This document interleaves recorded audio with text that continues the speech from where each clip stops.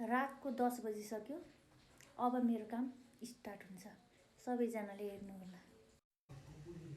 मैले चाहिँ आज लप्सीको अचार बनाउन गइरहेको छु। लप्सीको अचारको लागि पहिला सुरु मैले लप्सीलाई बोइल गरेँ। लप्सी बोइल गरिसकेपछि मैले लप्सीको दानालाई मिचेँ। हजुरहरूले बोक्राको छुट्टै र दानाको छुट्टै अचार पनि बनाउन सक्नुहुनेछ। मैले चाहिँ भर्खर पसल बन्द गरेर आएर बनाउन थालेको। मसँग टाइम छैन छुट्टा छुट्टै अचार बनाउनको लागि। अचारको लागि तेल बसालिसकेँ मैले। अचार बनाउनको लागि चाहिने मसलाहरू यहाँ रेडी छ।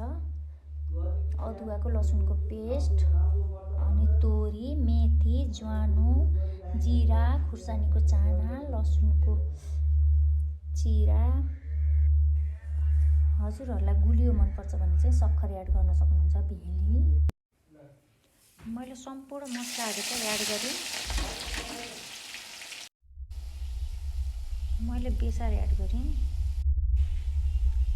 बेसारपछि चाहिँ मसलाको पालो आयो। आफूलाई चाहिने जति मसला लिनुहोस्। नुन चाहिँ म पछि एड गर्छु। अब चाहिँ मैले यहाँ सक्खर भेली मिसाएँ। एकछिनपछि यो भेली पग्लिन्छ तातोले गर्दाखेरि।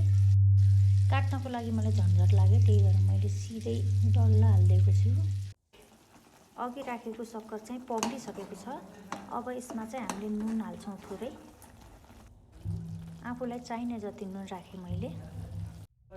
अब चाहिँ म बोइल गरेको लप्सी एड गर्न गएँ।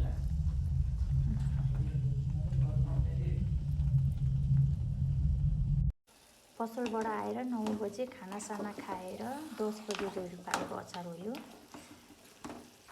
अब यसलाई चाहिँ चिसो भएपछि चाहिँ डिब्बामा प्याक गर्नुपर्छ। 2-4 दिनलाई चाहिँ यसो चट्नी भयो अब खानालाई। लास्टमा चाहिँ अचार चाख्ने पालो मेरो। जसले बनायो उसैले चाख्यो। एकदम मिठो बनेको छ, मिठो।